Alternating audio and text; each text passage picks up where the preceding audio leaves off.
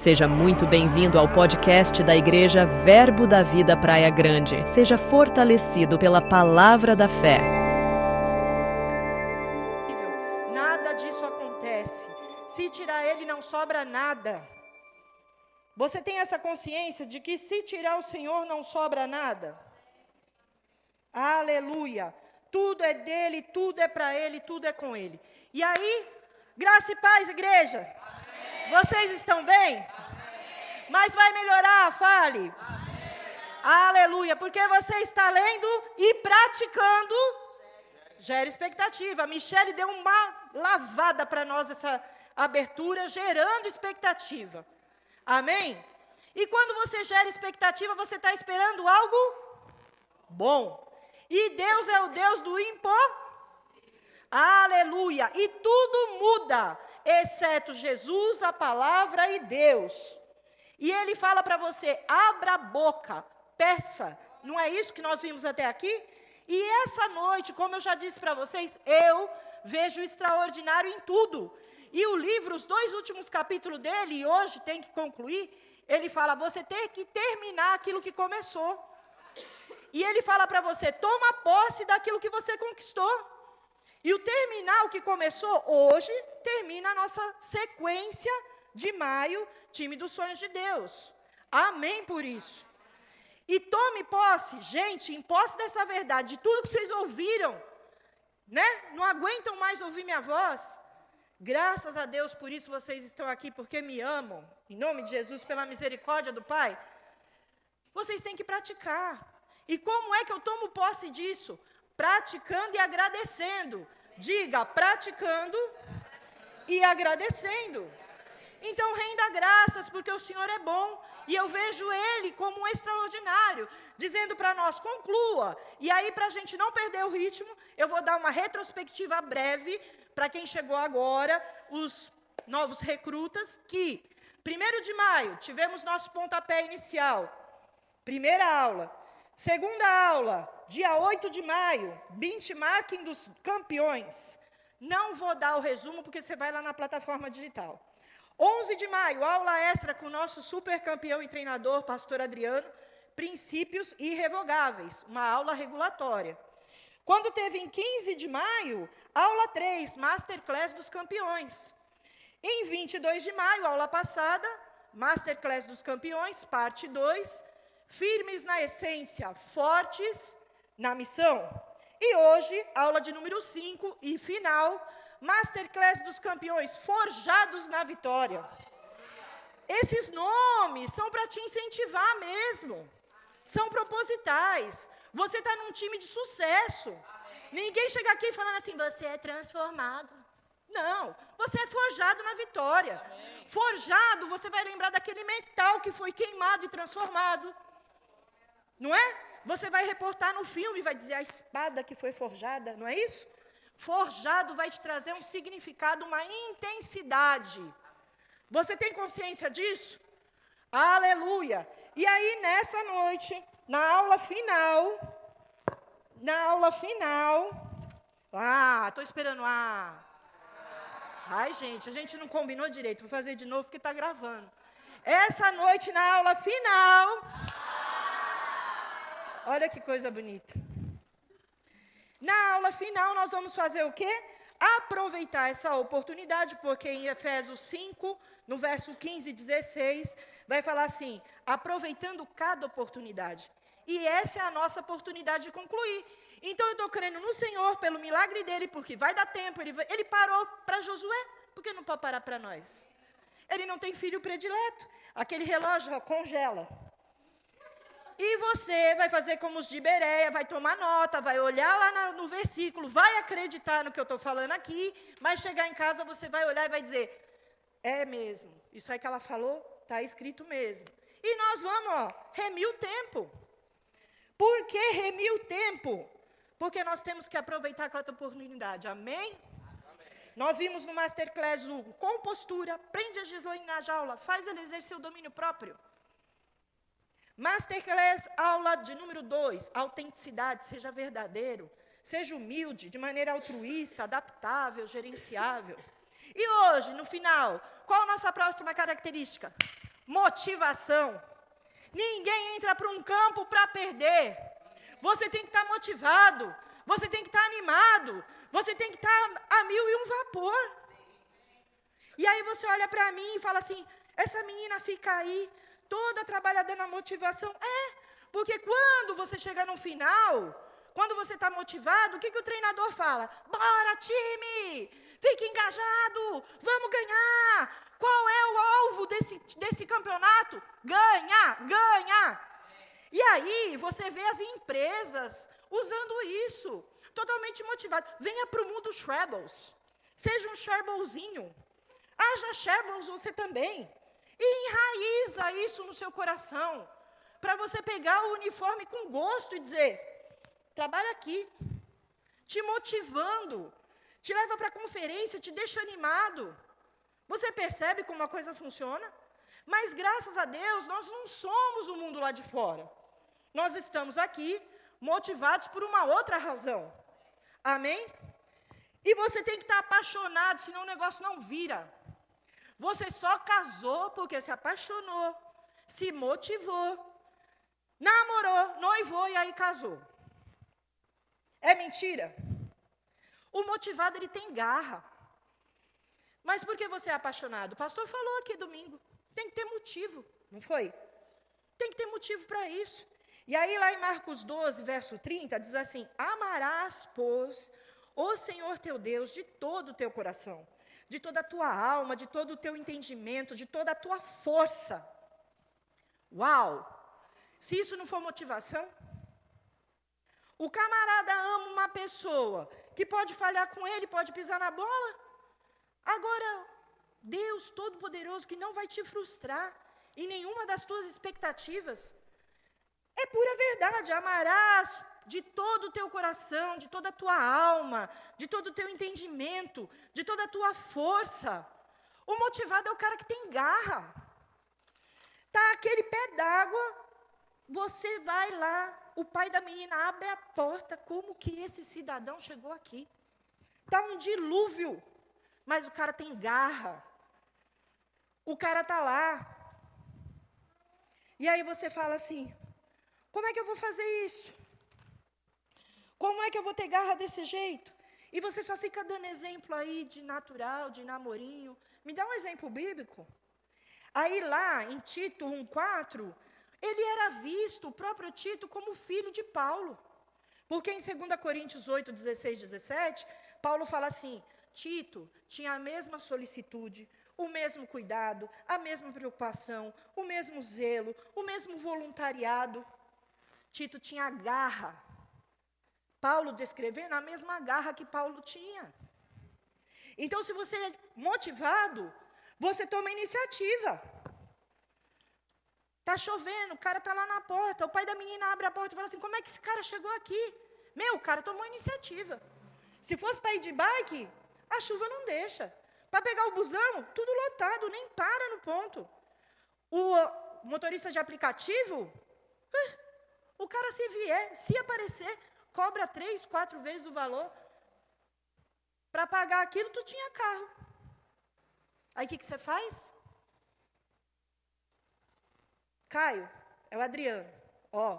Preciso pegar minha princesa, velho. Me ajuda aí. Tu é meu brother. Passa aqui, cola aqui em casa. Vamos passar lá, a gente pega ela, me leva para o shopping. E eu creio, porque eu sou um homem da fé. Durante o filme o negócio vai diminuir. A gente voltar, a gente arruma um jeito. Garra, iniciativa, determinação. Mas vamos parar com esse namorinho aí, love story. Garra no quê? Vamos para o empresarial. Veja essa situação. 2 funcionários da mesma empresa ocupando o mesmo cargo. Um ganha mais que o outro. O outro, esse cara que ganha menos, eu vim aqui para vocês poderem me ver melhor. Caramba, palhaçada, trabalho nessa empresa, tenho o mesmo cargo e o cara ganha mais que eu. Isso não é justo. Sou cristão. Isso não é justo, eu tenho direito. Secretária, marca um dia aí para eu poder ter com o meu patrão. Chegou o dia, orei, me preparei. Chefe, estou aqui diante de você, porque eu não acho justo essa situação. Camarada, mesmo salário. Não, salário maior, mas o mesmo cargo, faz a mesma coisa que eu. Eu faço tudo com excelência. O senhor pede, está aqui o relatório. O senhor me pediu, fiz o levantamento. 3 últimos meses. O que o senhor suspeitava, realmente, o produto não está dando lucro como deveria. Está aqui o relatório comprovando isso, chefe. Agora é justo, é certo, eu ganhar menos do que o cidadão? O chefe olha para ele, alguém bate na porta. Bate aí. Pois não, é o fulano que está sendo dito. Abre a porta. Chefe, desculpa, não sabia que o senhor estava ocupado. Sua secretária provavelmente foi do horário de café. Se o senhor quiser, eu volto depois, é breve. Não, fulano, se é breve, pode entrar. Não, chefe, eu só vim entregar para o senhor o relatório. Está aqui nas planilhas, mas no e-mail ele consta também. Detectei que realmente as fraldas caíram à venda. Mas, analisando as vendas dos produtos 3 meses atrás, eu vi que quem compra fralda, compra refrigerante. Então, muito provavelmente, a gente alavanca um, alavanca o outro. Tomei a liberdade, na gôndola do refrigerante, ao lado eu pus um Spencer, um expositor com fralda. Então, quando a pessoa vir buscar o refrigerante, ela vai olhar e vai lembrar que tem que levar a fralda. Vamos analisar as vendas durante um mês para ver se isso alavanca. Mas, se não for o suficiente, eu coloquei aí uns estudos de promoção, para a gente poder estar fazendo uma venda no atacado, promovendo esse produto. E se o senhor gostar daquele que mais lhe agradar, nós podemos adaptar para aquilo que o senhor necessita, e a gente faz essa experiência, promovendo e alavancando a venda das fraldas. Tudo bem, chefe? Muito obrigada, fulano. Bom trabalho. Fulano sai. Beltraninho, o que você vinha me dizendo, meu querido? Nada, chefe. Queria dizer para o senhor que eu estou muito grato de trabalhar nessa empresa. Feliz, porque é uma empresa bem conceituada. E olha como faz bem para mim fazer parte desse time. Muito obrigado pela oportunidade. Você percebe? Iniciativa. Iniciativa. E aí nós estamos falando no meio corporativo. Então você é motivado, você é engajado, você é apaixonado, mas você tem que ter iniciativa. Você chega, bombardeia a ideia do seu pastor, vamos fazer isso, vamos fazer aquilo, e na hora de fazer? Bora sair do jogo? Você entende o que eu estou falando? Iniciativa. A motivação, ela tem que vir de dentro. Não adianta você ficar esperando de fora. Mas a gente sabe que nem tudo são flores. Para essa motivação vir de dentro, você tem que saber para quem você está fazendo, como você está fazendo, com quem você está fazendo, qual é o propósito daquilo que você está realizando, para você estar motivado. Se não, se for só para ganhar o dinheirinho, chega uma hora que isso fica enfadonho. Não rende, não traz resultado. Você entende isso? E aí você fala assim, olha, quer dizer que então eu tenho que ter um propósito. Gislaine, o que faz você estar tão motivada aqui na quinta-feira, parecendo que tomou energético a dar com pau? É porque eu sei para quem eu faço. Para quem? Para Cristo. Eu sei com quem eu faço. Com quem? Com o Espírito Santo. Se não for ele, o negócio não vai. Eu sei para que propósito. Qual é o propósito? É equipar você e eu. Porque eu sou a primeira a estar ouvindo. Então eu tenho que te aperfeiçoar. Eu tenho que te moldar, te preparar. E aí você fala, aleluia, essa menina sou eu. A exemplo de Paulo com Timóteo, o líder, ele tem que motivar o cidadão. E aí, quando foi lá em 2 Timóteo 1, 6 e 7, verso 6 e verso 7, Paulo diz assim, por essa razão, pois te admoesto, que reavivas o dom de Deus que há em ti, pela imposição das minhas mãos. Porque Deus não nos tem dado espírito de covardia, mas de poder, de amor, de moderação. Você entende que ele está aqui ajudando Timóteo a superar uma timidez? Filho, fique engajado. Eu imponho as mãos sobre você, você vai participar da unção que há sobre mim. E você vai de novo se reanimar nos dons. Você está aqui? Então, sejamos apaixonados pelo que podemos realizar juntos. Tenhamos garra. Tomemos iniciativa. E ainda quanto aos líderes, lembrem-se, vocês que são líderes de departamento, líderes na sua casa, líderes no seu trabalho, o time é reflexo da liderança. O time é reflexo da liderança. No nosso trabalho, a gente observa muito isso. Temos 4 anos num mandato, 4 anos no outro mandato. Para quem não sabe, somos funcionários públicos do município. E quando muda a gerência, muda a coordenação, o time muda. O perfil muda. Porque o time é reflexo da liderança. E quando você tem essa consciência, você que é líder, você tem que saber, você tem que promover em público e corrigir no particular. Se não for desse jeito, se você quiser corrigir em público, você não está buscando melhora. Você está buscando depreciação, humilhação, falta de desejo em te servir. Você quer buscar melhora? Vem aqui para perto, Gislaine. Vou te falar.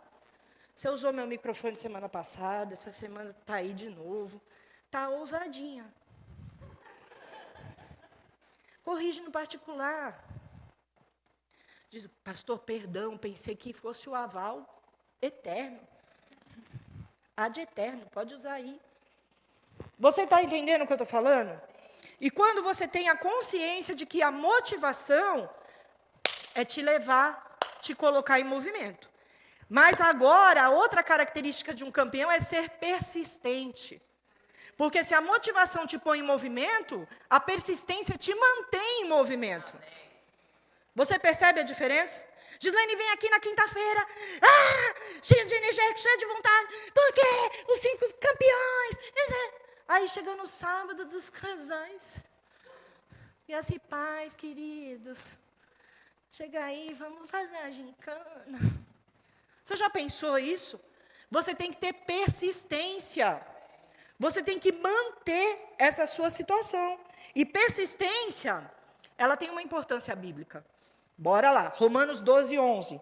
No zelo não sejais remissos, sejam fervorosos de espírito, servindo ao Senhor. Hebreus 2, 1. Por essa razão, importa que nos apeguemos com mais firmeza às verdades ouvidas, porque dela jamais nos desviamos. Eita. Agora, você quer exemplo maior de persistência? Eliázer. 2 Samuel 23, 10. Gente, quando eu li isso, me arrupiei. Ele se levantou e feriu os filisteus, até lhe cansar a mão, e ficar pegada à espada. Naquele dia o Senhor efetuou grande livramento. Você sabe o que é isso? Você lutar ardentemente por algo, você embrenhar uma espada, e ao final, a espada ficar grudada na sua mão. Tentei achar uma espada, não achei. Mas pensa ela aqui. De tanta persistência, até que acabasse com os inimigos, você entende? Persistência diante do desânimo. Não é todo dia que a gente está legal, que o sol nasce, que fica amarelo, que o passarinho canta. Não é. Gálatas 6, 9 e 10. E não nos cansemos de fazer o bem, porque ao seu tempo ceifaremos, se não desfalecermos.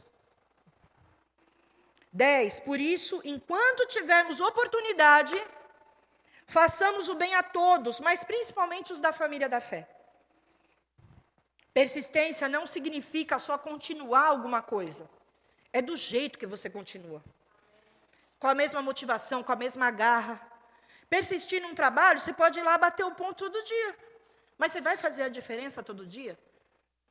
Você vai atrás do propósito que te motivou a fazer aquilo? Não vai. Tirando a persistência, vamos para a próxima característica, interdependência. Madre Teresa diz assim, numa citação dela, eu posso fazer coisas que você não pode. Você pode fazer coisas que eu não posso, que eu não faço. Estou parafraseando. Mas juntos, a gente pode fazer coisa maravilhosa, extraordinária. Coisa que nem eu, nem você sozinho ia fazer. Você tem essa consciência? Interdependência. Um dependendo do outro. Você se lembra quando a gente falou na Trindade como uma união, como um time, e falando assim, olha, eu tenho que conhecer tanto ela, que com o olhar dela eu já tenho que saber como que as coisas se movimentam. Eu tenho que conhecer tanto o meu pastor, que às vezes ele pode estar me elogiando, mas se ele faz um negócio assim, Roberto, a gente precisa melhorar nisso daí. Você tem que conhecer. Às vezes a pessoa está sorrindo, seu Wilson todo simpático desse jeito. Seu Wilson às vezes entra meio que azedou o pé do frango. Mas você tem que conhecer ele. Você tem que se aproximar. Você está entendendo o que eu quero dizer? Está claro? Glória a Deus. Nós somos um corpo bem ajustado. Um dependendo do outro. Em 1 Coríntios, no capítulo 12, do verso 14 ao verso 27, Paulo fala do corpo. E ele fala de cada membro do corpo. Ele fala assim, um membro não pode fazer a função do outro. Mas todos os membros conectados, eles formam um corpo. E você se lembra na aula passada que eu disse a você que a igreja é um organismo vivo? Você faz parte do corpo de Cristo? No verso 26 do capítulo 12 de 1 Coríntios, fala assim, de maneira que, se um membro sofre, todos sofrem com ele. Se um deles é honrado, com ele todos se regozijam. No 27, ora, vós sois corpo de Cristo, e individualmente membros. Nós somos um corpo bem ajustado. Amém? Capazes de nos sacrificar pelo nosso irmão. De nos regozijar pela vida do nosso irmão. Um corpo. Amém? Se a gente for ver o exemplo da Trindade como parceria, nós vimos na hora que a gente estudou sobre esse time maior e melhor de todos os tempos, a Santíssima Trindade.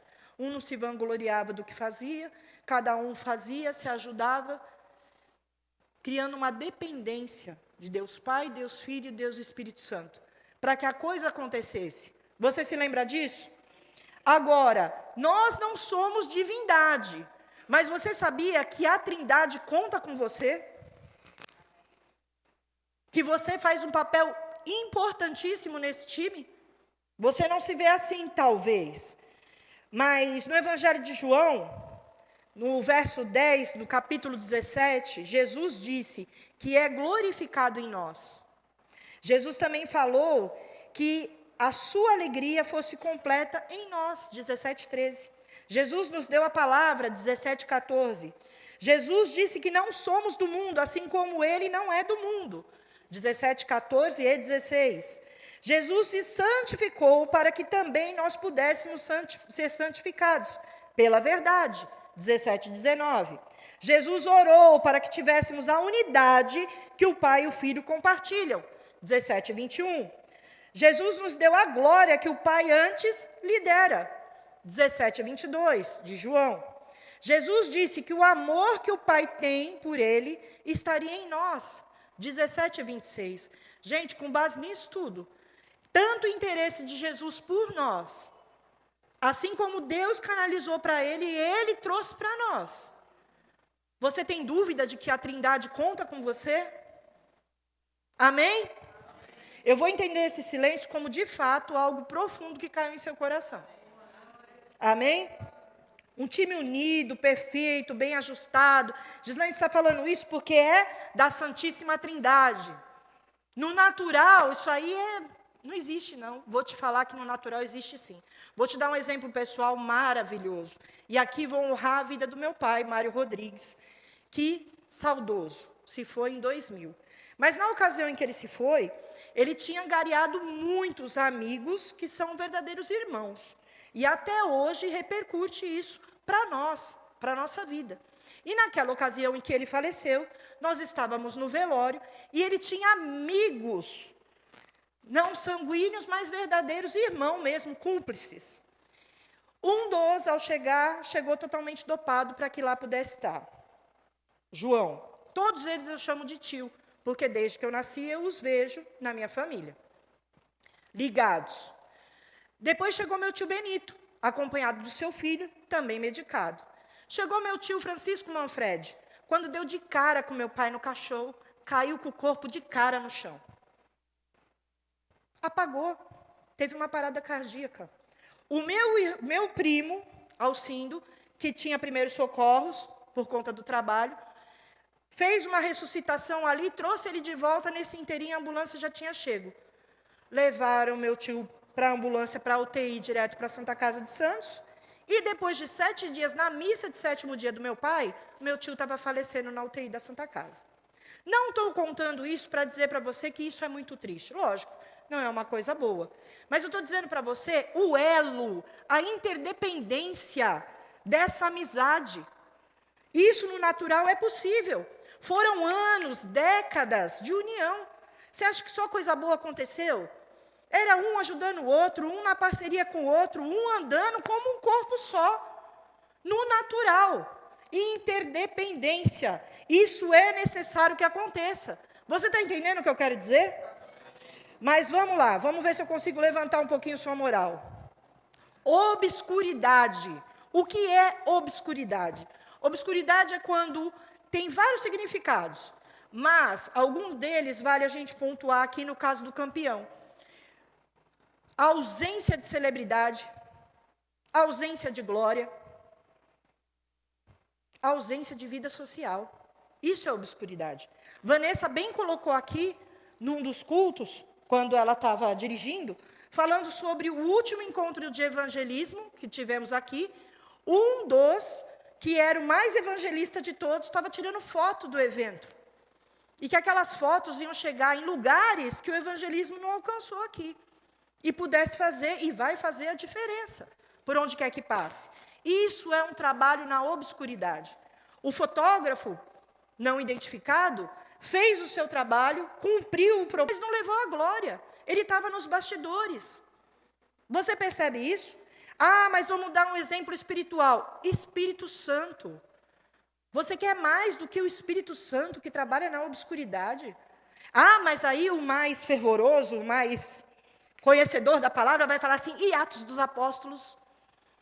Entrada triunfal do Espírito Santo. Língua como de fogo, labaredas, Atos dos Apóstolos. Hoje, o Espírito Santo, para mim e para você, consolador, guia. Ele veio para promover aquilo que Jesus fez em nós. Potencializar. É Ele quem capacita.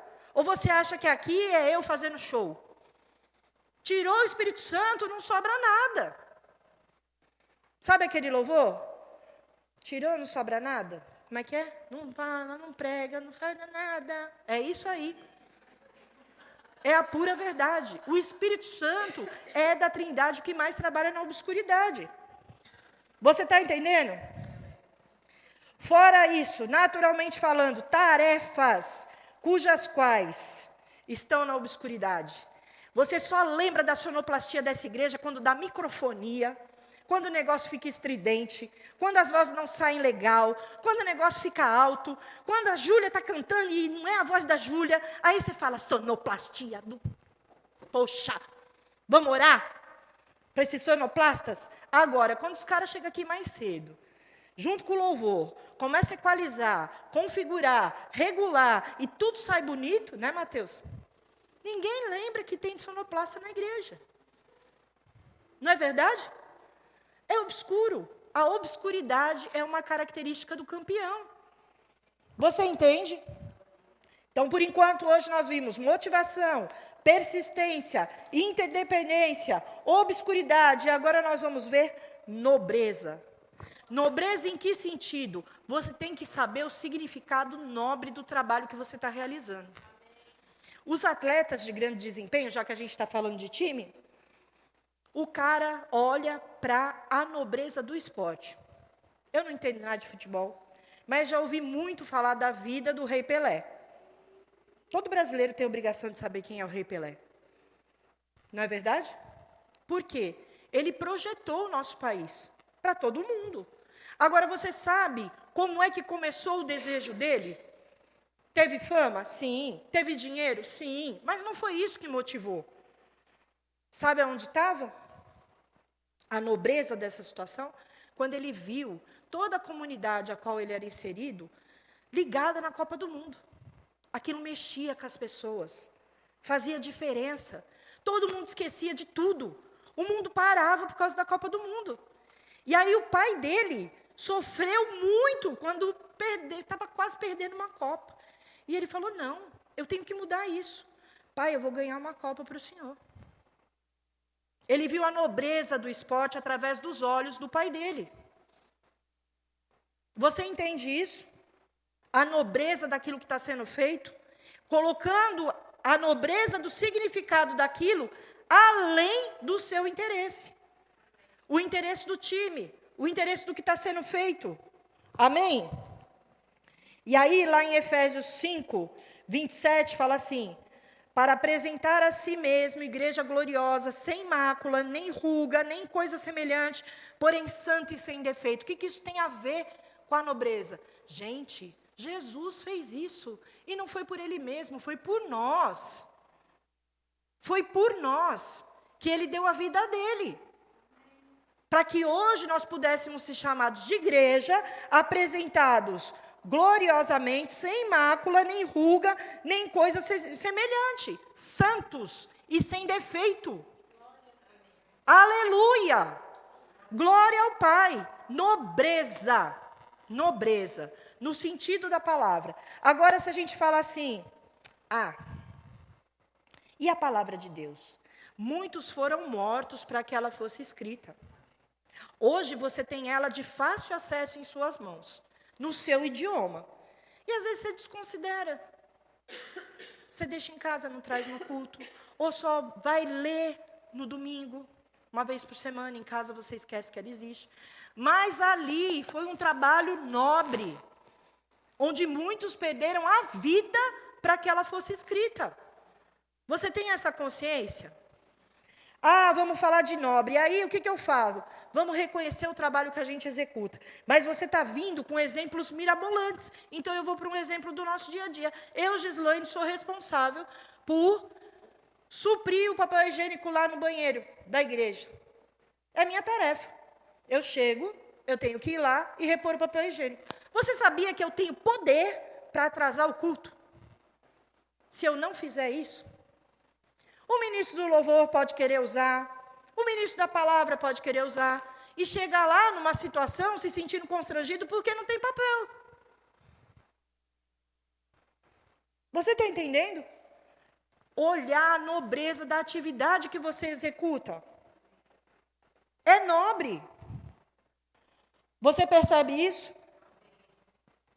Agora, eu posso também agir dentro dessa nobreza com o legado positivo que eu deixo. E aí eu vou trazer para você algo de maravilhoso também e um exemplo pessoal. Eu estou com o microfone, então eu posso, né? Eu e a Gisele temos obrigação de saber o significado que tem o versículo que diz: Deus zela por sua palavra para fazê-la cumprir. Por quê? Porque nós fomos criadas com um homem chamado Mário Rodrigues Ruiz, que mostrou para nós o significado da palavra. Ele era um homem que tem palavra. O que isso significa? O que ele disse ainda perdura. E o que ele dizia era o que ele fazia. Ele e a minha mãe eram comerciantes. Vou abrir esse particular para vocês. Nós crescemos nesse lar de comerciantes. E aí, como é um dito do comércio, eles faziam um ponto. Vocês sabem o que é isso, fazer o ponto? É quando uma pessoa compra um ponto, que não está tão bem assim, investe, empenha, arruma, triplica, quadriplica a carteira de clientes, o negócio bomba, fez o ponto. Aquele ponto não era nada antes que você chegou, e depois ele se tornou um boom. Meu pai e minha mãe eram especialistas nisso. Aonde eles colocavam a mão, aquilo prosperava. E muitas vezes nós vimos um prejuízo financeiro gigantesco pela palavra que meu pai empenhava. Como assim, Gislaine? Você está falando de legado positivo? Sim, mas ele estava ali, realizando o seu trabalho diário, como de costume. Chegava alguém de fora, ia tomar um lanche, tomar um refrigerante, conversava com ele: seu Mário, isso daqui, menina dos olhos, quero muito isso. Eu dou tanto por esse ponto. Ele era o maior matemático que eu já conheci, o homem mais inteligente que eu vi até hoje. Ele já calculava quanto ele pagou, quanto ele investiu, quanto ele ganhava por dia, e se aquele era um valor justo. Se fosse justo e lucrativo, é seu. Se ele apertasse a mão do cidadão, estava acordado. A pessoa saía, o outro do lado falava: seu Mário, eu não sabia que isso estava à venda. Pelo amor de Deus, o que ele ofereceu para o senhor é uma balela. uma bagatela, eu estou aqui todo dia, eu sei o que isso faz, isso aqui é uma galinha dos ovos de ouro. Eu dou 3 vezes o que ele ofereceu. Meu camarada, você não está entendendo, está vendido. Você não ouviu? Está vendido. Seu Mário, ninguém assinou nada, ele não deu 1 centavo. Mas está vendido, ninguém mais tira nada daqui que não for pessoal. E se ele não voltar? Aí é problema dele. O contrato está feito. Não foi uma, não foi 2, várias. Acabava o horário do expediente, ele falava para minha mãe, Fran, junta as coisas das meninas, a nossa, amanhã o fulano vem aí, está vendido esse negócio. Era assim. Palavra. Então, se um homem, cujo qual nos criou, era assim, e era o dia a dia dele, quem dirá Deus? Eu e a Gisele temos obrigação de sabermos que o versículo que Deus zela, pela sua palavra, vela, para cumprir, é mais do que verdade. Você está entendendo? Legado positivo. Ah, mas você fica falando aí do seu pai. Dá um exemplo bíblico. Dorcas. Dorcas, em Atos 9:36, mostra as obras que ela fazia. Em Atos 9:39, as mulheres choravam e mostravam as técnicas e os vestidos que Dorcas fazia e ensinava. Você está aqui? Para você ser um campeão, o que falta? Estratégia. Seja estratégico. Mas, Gislaine, estratégia é uma coisa que vai ferir, porque eu creio em Deus. Então, é Deus que coordena a minha vida. Jesus, então vamos quebrar o biscoito hoje. Estratégia, planejamento, você tem que ter. Você tem que ter. Tem um cara chamado Basil S. Walsh. Eu achei maravilhosa essa citação dele. Ele foi eleito em 1912 como presidente de uma grande corporação americana. Ele tinha 34 anos. 34 anos. E ele falou o seguinte: um plano inteligente é o primeiro passo para o sucesso. O homem que planeja sabe para onde está indo, sabe o progresso que está fazendo e tem uma ideia bastante boa de quando chegará. O planejamento é a estrada aberta para o seu destino. Se você não sabe para onde está indo, como que você vai chegar?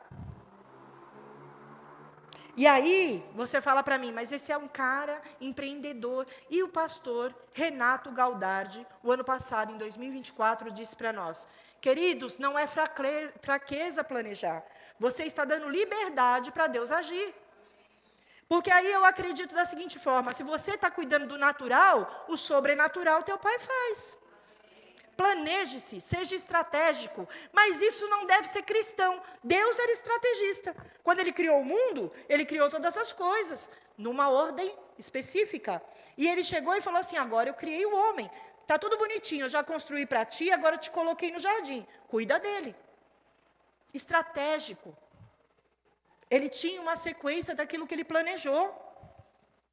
Mas Deus, e Jesus? No milagre da multiplicação, todo mundo lembra, peixinho, pão, multiplicou, multidão, comeu, alimentou. Mas na hora, os discípulos falaram o quê? Mestre, esse bando de gente, o que a gente vai fazer? Está todo mundo com fome.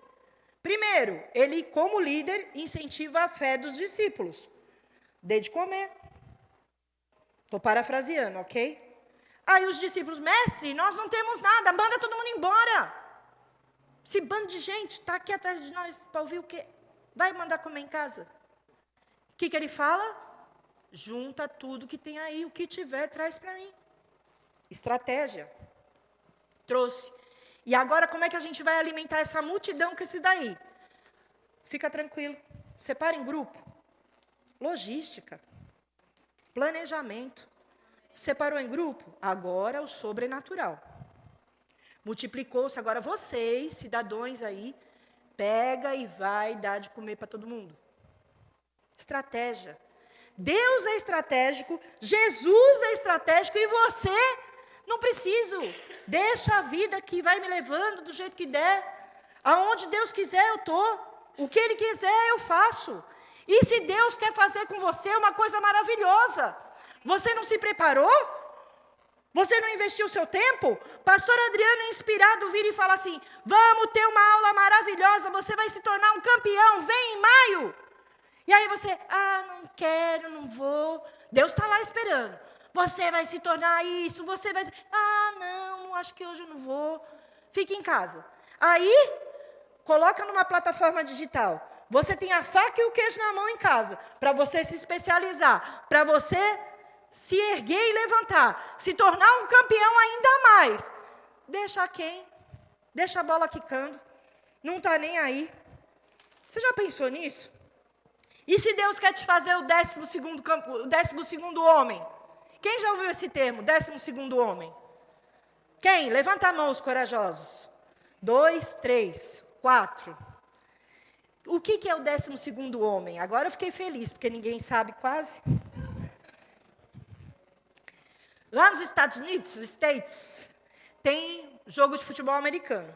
Saiu dali esse termo. Porque o futebol americano tem 11 jogadores em campo. O 12º é a torcida. É que isso aqui é firme. Todo mundo comigo. 1, 2, 3. 1, 2, 3. 1, 2, 3. Olha isso. Unido, você imagina. Tem uma tal de torcida lá, de um time famoso que não me pagou, então eu não vou falar o nome. Ela consegue ensurdecer, ela consegue fazer o decibéis de um terremoto na escala Richter. Você já pensou? Você, time adversário, ouvindo aquilo lá fora? Aquele barulho ensurdecedor?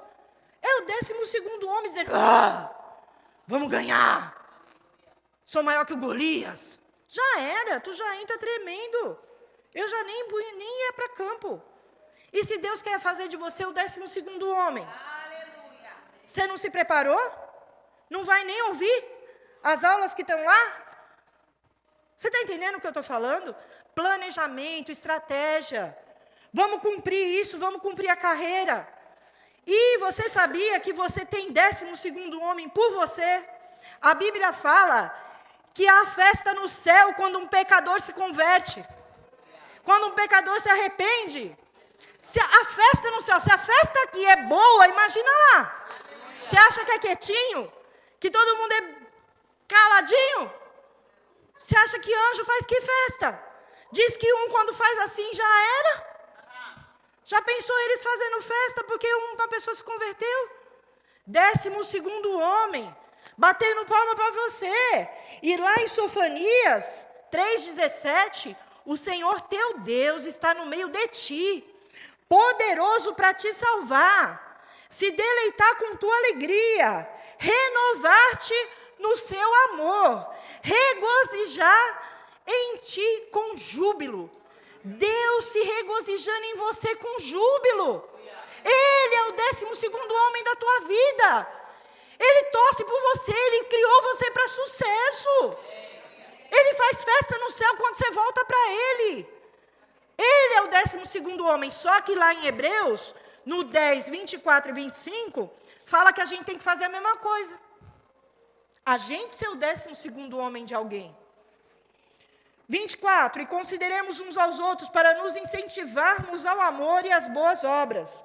Não deixemos de reunir-nos como a igreja, segundo o costume de alguns, mas procuremos encorajar-nos uns aos outros, ainda mais nos dias de hoje, quando se aproxima. Você está entendendo? Você é o 12º homem quando você faz o quê? Ama e incentiva. Ora, dá o dízimo e oferta com generosidade. Serve, é fiel, entusiasmado. Isso na igreja e em casa. Em casa eu amo meu marido e meus filhos. Em casa eu oro pelos meus filhos. Eu declaro coisas boas na vida deles. Eu invisto economicamente na minha família, com prazer, generosamente. E eu, talvez, como esposa, possa não trabalhar, mas eu faço meu papel econômico, com sabedoria, não gastando a quem em casa, fazendo o dinheiro do meu marido render, multiplicar. Eu sou o 12º homem onde eu estou inserida. Seja no trabalho, seja na igreja, seja na minha família. Deus conta comigo, Deus conta com você. Fala, Deus conta comigo. Glória a Deus, e você tem que ser fiel. Você e eu temos verdadeira postura de campeão. Nós temos compostura, nós somos autênticos, nós somos humildes. Nós estamos procurando ser motivados, persistindo até que, interdependente, sem procurar vitrine, procurando o nobre do nosso trabalho, sendo estratégico. Dessa maneira, não tem como dar ruim. Vai dar certo, vai nascer, vai crescer. O time dos sonhos de Deus, para essa igreja, para essa família que você gerou, para essa família que você está inserido, por onde você estiver, os planos de Deus vão se cumprir. Expansão, expansão. Ei-nos aqui, Senhor, prontos, capacitados, equipados para avançar, para decolar para a Tua boa obra. Essa igreja, a Verbo da Vida de Praia Grande, está pronta para o melhor dessa terra. O que Deus prometeu, aleluia, vai nascer, vai crescer, em estatura e graça, sabedoria e conhecimento. O que Deus prometeu para a gente, isso vai nascer, vai crescer. E nós vamos pôr força agora, espiritualmente falando. Vamos dar voz a isso. Vai crescer, vai nascer, em estatura e graça, sabedoria e conhecimento. Fica de pé, amado.